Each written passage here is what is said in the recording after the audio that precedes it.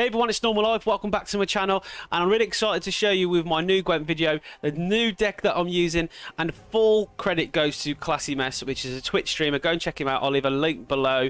But yeah, he was in my chat. He said use this deck, it'll get you to pro. I was a bit unsure, but he said I'll guide you while I'm in the chat. He did. It got me to pro, and I absolutely love this deck, guys. It's in my opinion, it's so underrated, so make sure you give this a go, and it hopefully will rank you up or get you to pro. You never know. So before we start, guys, showing the deck, don't forget to subscribe to this channel to see more videos like these. Don't forget to like the video and also write a comment below. Doing them things really help this YouTube video perform in the YouTube algorithm. But when you write a comment below, are you going to use this deck, or what deck are you using at the moment? And also follow me on Twitch as well. I'll leave everything below with links. I stream on Tuesdays and Thursdays, and on the weekend as well, around 8 p.m. British summertime. Now let's get straight into the video of me showing the deck, the strategy behind it, and also with gameplay, me using it as well. Okay, here it is. I actually asked Messi what the deck's called, but he said it's multiple things, so I've just summed it up really to a control thinning deck of Nilfgaard, because you're not clogging, you're not milling.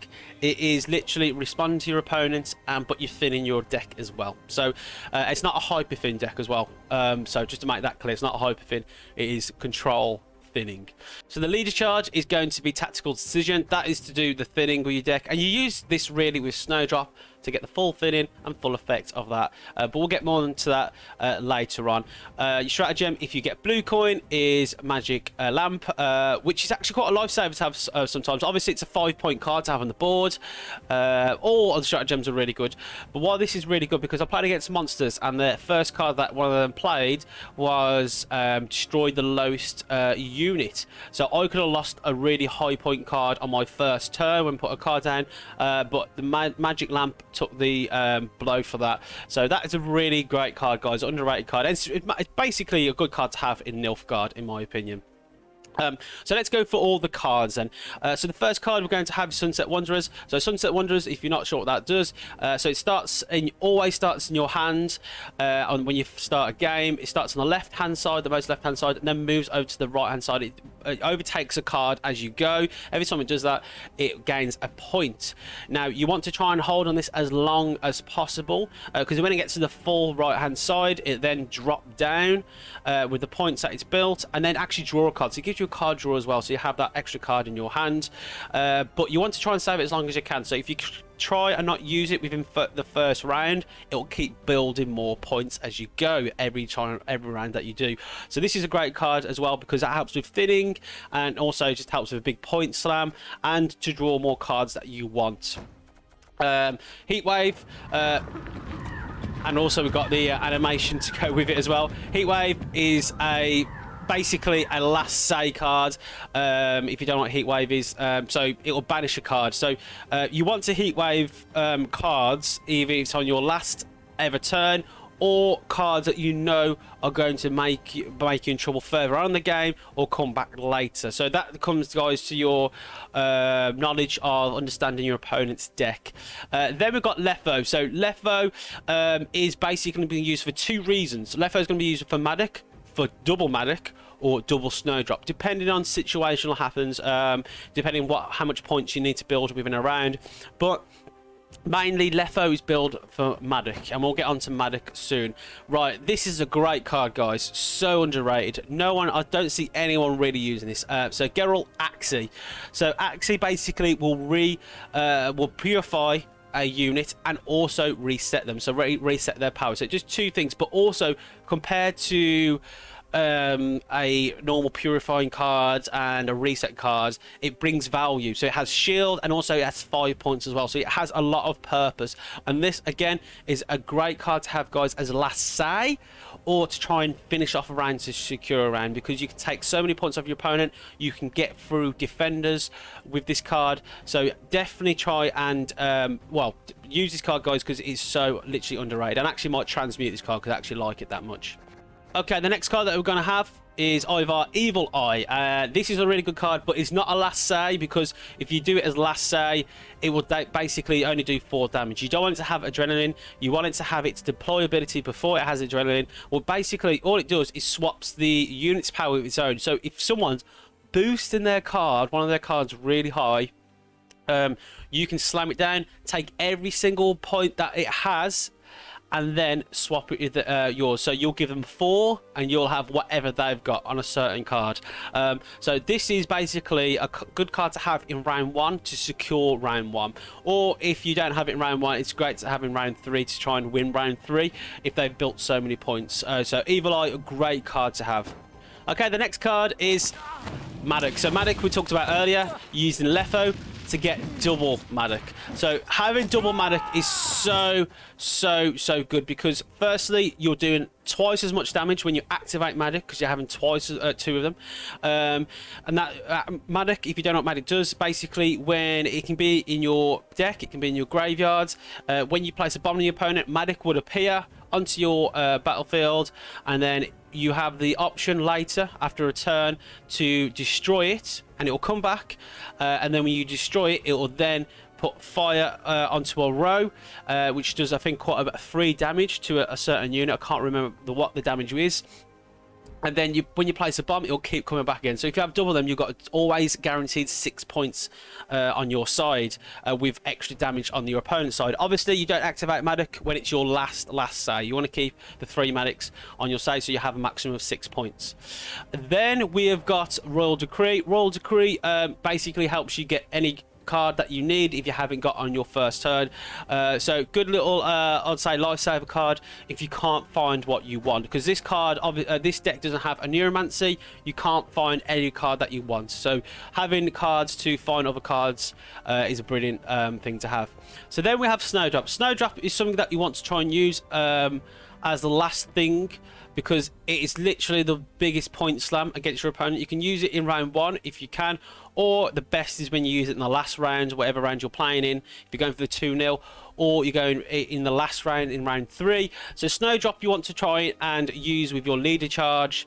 So what you want to do, you want to put Snowdrop first down, and then if you've got the cards that you can put on the top of your deck what fly back out, such as Made Assassin and Afan, you want to use your leader charge first, let them fly out, and then build points with Snowdrop by activating Snowdrop, because then it'll draw 2 cards, and then you get 2 cards that potential that you want, you keep, and then you not discard, you put the other 2 cards that you don't want and put it in the back of your deck, but you build points when doing this with Snowdrop.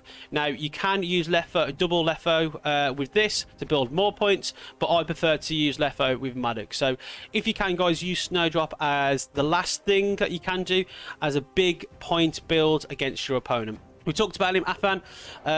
This is a card that you put on the top of your deck. When it's placed on the top, it'll then fly back out. So great card to thin your deck. And that also comes with Mage Assassin, which we're going to go with. And then we go to Furcart. Furcart is basically what you use with Maddock. So when you are dropping your first bomb and you haven't got every single card that you want in your hand, and obviously this is situational, you drop Furcart down, then you use a special, which is going to be a bomb, and then once you've used the bomb and the Maddocks come out, you then draw a card. So it's good at thinning your deck and actually getting cards that you want as well. So Furcart is not used for spying, it is used for basically drawing cards and thinning your deck to help along the way. Lifesaver card, guys, Xavier basically will banish any cards that is in your graveyard. If someone's put a Viper in there, or in your opponent's graveyard, you want to use it for your opponent's graveyard, because they potentially might be, if they're using Scarlet Hill, they might be using orbs. You want to destroy the orbs and any other cards that it could be basically coming back from the graveyard. So Xavier is a great card to have, guys. You'll probably realize that when you use it. Then we've got Blightmaker. Blightmaker is basically to help you thin the deck or put something on the top of your deck that you want. So you can use it 2 ways, guys. Yeah, so Blightmaker, you probably know Blightmaker doing a simulate. It's, yeah, a great card to thin your deck. Most used Nilfgaard card, I'd say. Maxi, not the most important, but can be if you have it in the first round. So you put Maxi down to see what your deck looks like.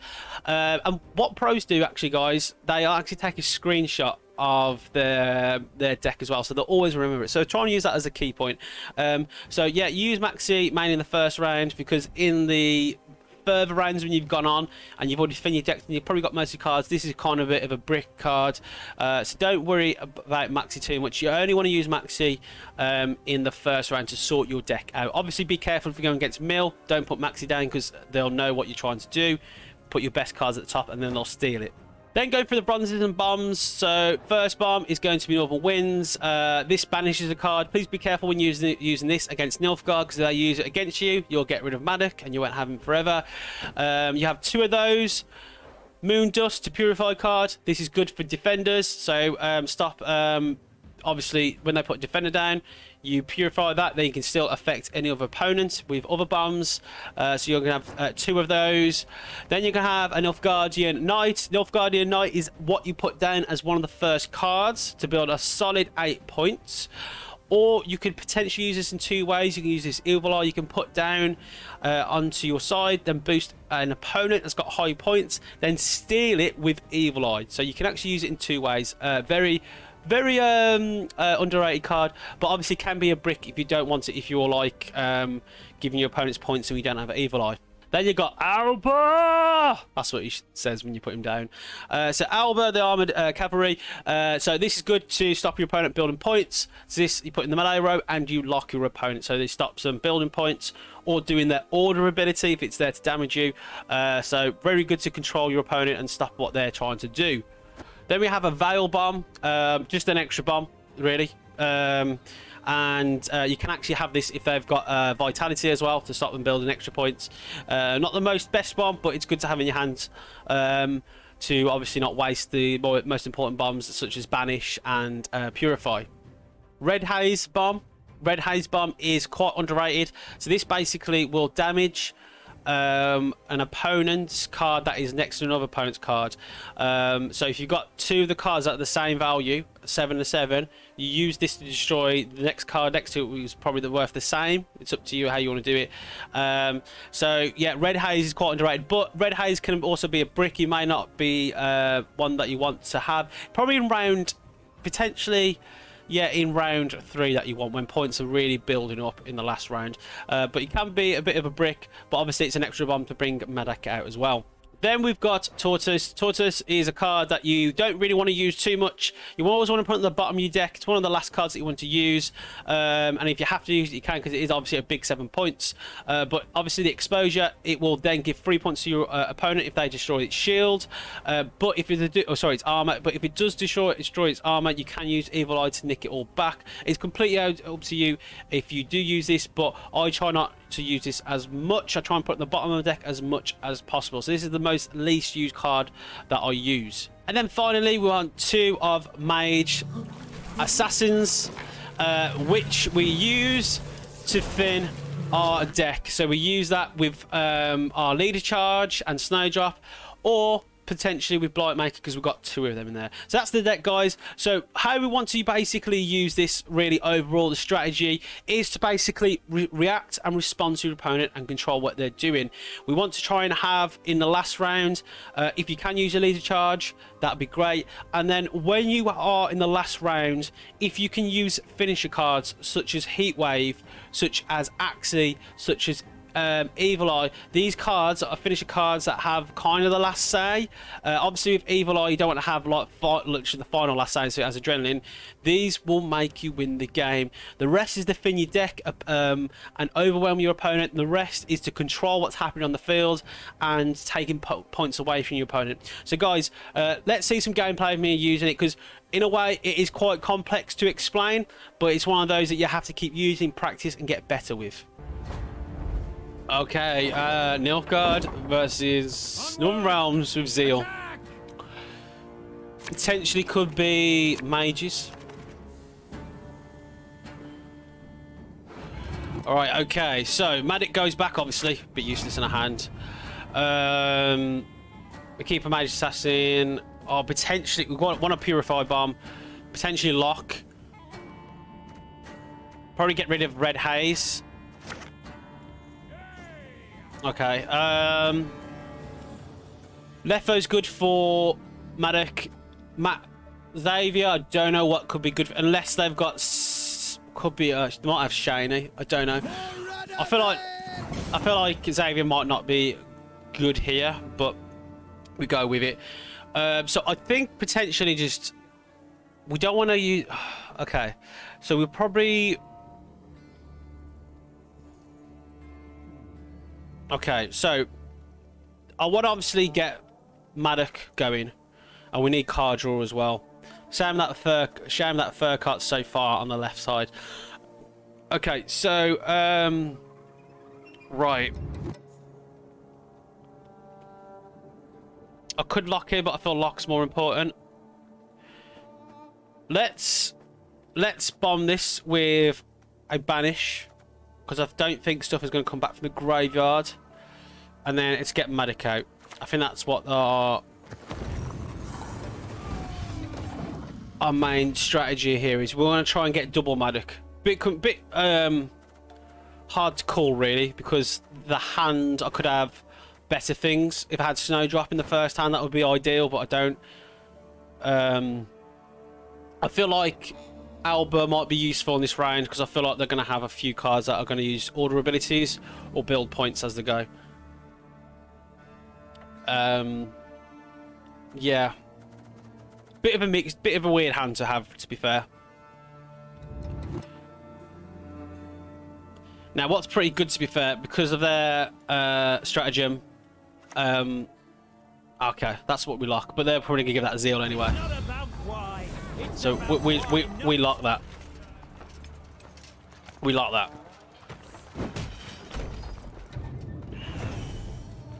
Okay. So that's the first card we lock.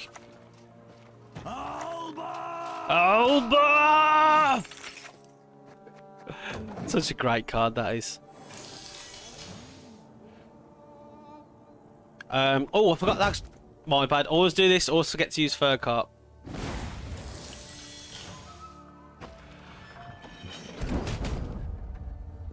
Okay, fine. So what we're going to use now is actually fur cart and a... Oh, I don't really want to use a purify bomb though. But I feel like he hasn't used defender yet, so we might have to use. We've got two of them, so I don't want to be too greedy. So let's get some card draw going here. So we're going to fur cart. They will dance to our beat, sing to our tune. Bomb this. And then, if we can now, double Letho. Double Maddock with Letho.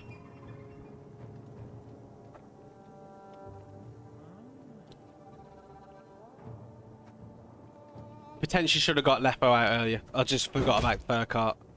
That's fine, you damage that. Okay, if this is a defender, I'm going to be annoyed because I've already used a purify bomb.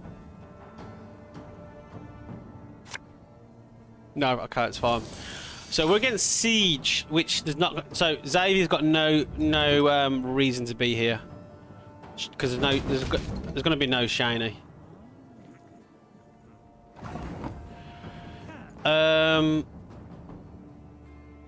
Okay, so I think what I'm going to do here is Letho, and then I'm going to pass because everything else I've got in my hand is no use at the minute.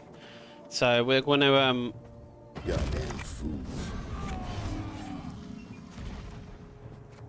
pass here. Now, what I should have done, which is my mistake, I should have done Letho in the melee row, and then have the other card. Right. Okay. So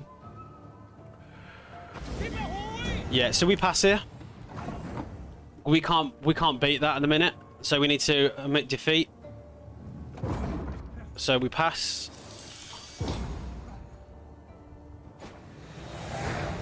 Yeah, we've locked one of their cards, so they can't draw more cards. So that's a bonus for us.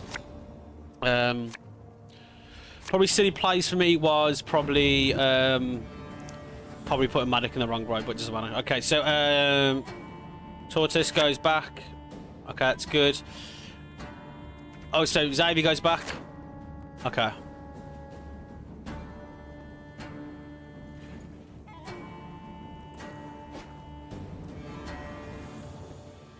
No, good that I passed now because obviously he could have done a dry pass if he got to 7 cards, which I don't want to do. Obviously, I want to put some cards down. Okay. Now I'm debating if that's heat waveable. Oh, that's probably bombable, isn't it? We'll probably bomb that. Yeah, we'll probably bomb that. Now, he's obviously going for the 2-0 here. So we can bomb that too. I mean, use our Veil for that.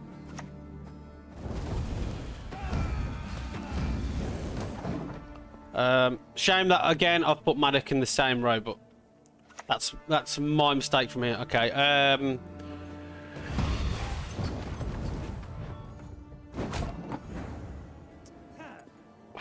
do we heatwave?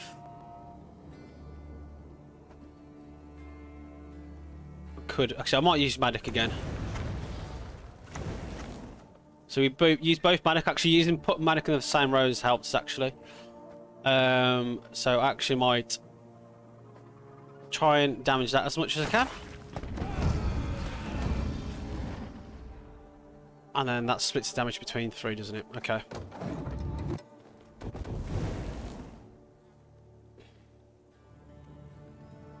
Rain fire on them, Maddock. Keep raining fire on them. I think what's good that he's actually used his scenario card in this round. That's actually quite good for us, and we haven't used anything really.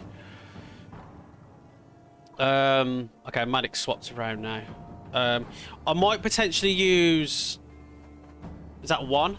Okay, so I might have to bomb it because what's going to happen? The next card is going to be a bombardment, which is going to take Maddock off the board, isn't it? So we'll have to potentially bomb again.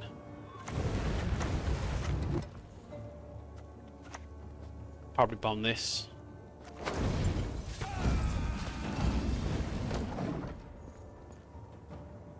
And then Sunset Wanderer comes out. Damage him pretty well. Okay, we're in the lead. 17 points, which is good. It's being a card up as well. I still don't want to use Snowdrop yet. Okay, this guy is going for the big push here.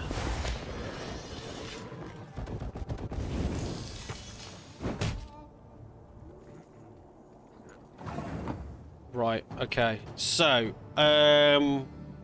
potentially lock, I'm thinking now. I think lock's the best option. Either lock in this, or does that just fall bleeding? So that's still got a bit of time. We'll probably want to lock. Probably want to lock this really, because that's gonna have a bit of time to turn. So we're gonna lock that.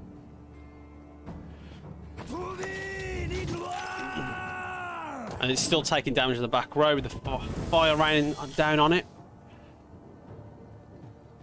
What's good? We have a card up now. We have a card up.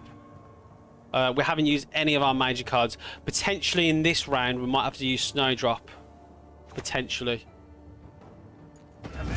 Because he is going for the big push, we might have to use Snowdrop. Or Evil-Eye might be useful now. What point's this? Okay, we might use Evil-Eye. We might use Evil-Eye here. Or do I save Evil-Eye? Do I be selfish? Or reset the ability?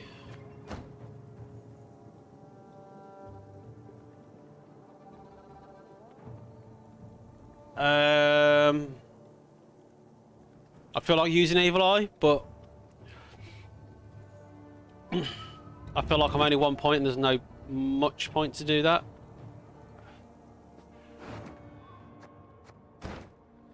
I don't want to use leader charge.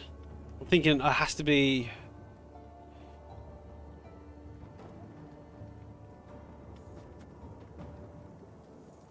I can use Mage Assassin, actually. Snap and done. A clean kill. Because I'm actually not far behind. I'm gonna save Evil-Eye for my next turn.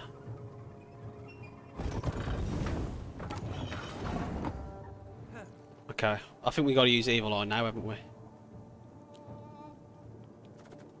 Okay, we use Evil-Eye now. I think using Mage Assassin was a good move there. Kill me with poison. You have to drown me in it. Okay, that might secure us round 2. He's using scenario cards, so he's weak. He's weak.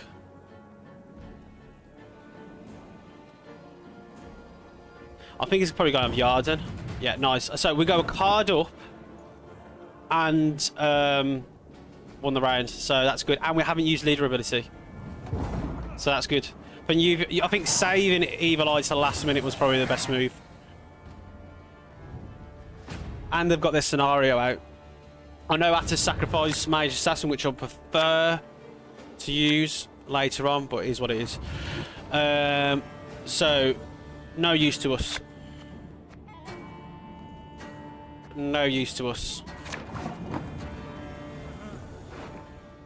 Okay.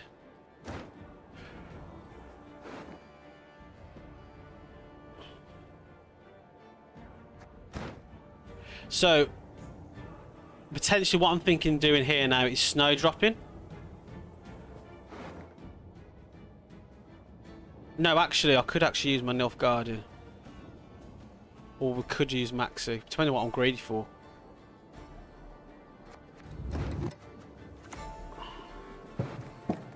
Yeah, it's only 2 points. I'm going to go for Maxi. Just to see what the deck looks like. Another little thunderbolt. Charming. Okay, that comes out. That's nice. Okay. We'll keep that.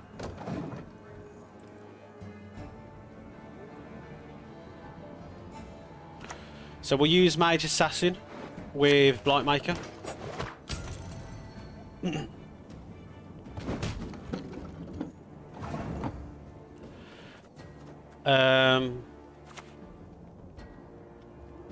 Mage Assassin first. Bring that out. Big 9-point card. Thinned it out. I only usually use my Mage Assassins with my tactical decision, but that's done it enough. Absolutely fine. We'll save our bomb. We're going to put this down first. Leader charge first, because we know Athan's going to be on top. We'll split the points here. If it's peace you desire, prepare for war. Prepare for war. So this goes on top. Yeah, I think this is the top cards go back really. The continent will quake. And then we draw 2 again. Throw these 2 back. Because these now we have last say with. Whatever comes out. And look, we're 31 points up to 6.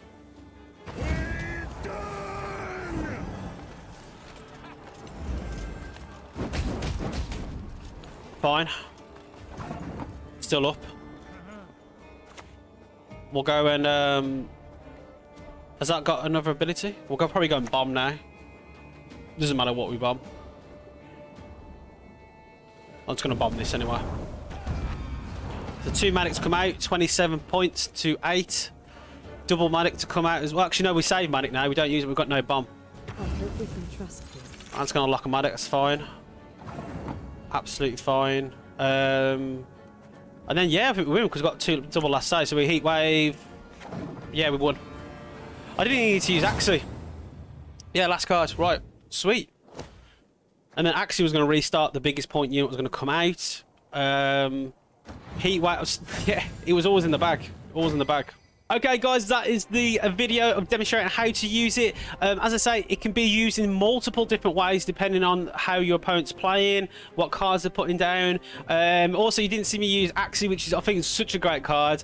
But yeah, it would have basically reset their opponent with a bit of 5-point cards coming down, and then I had Heat Wave to finish off in one. So it was an easy win. You need to know though when to pass, when's the right time to pass. If you don't have the best cards in your hand, you will have to pass. Even in passing on even, I know. But yeah, it's good, guys, to basically keep practicing with this deck. Guys, don't forget to subscribe to the channel. Watch me on Twitch. Watch Classy Mess on Twitch as well. Also, guys, don't forget to write a comment below, like the video, and I'll see you all in my next one.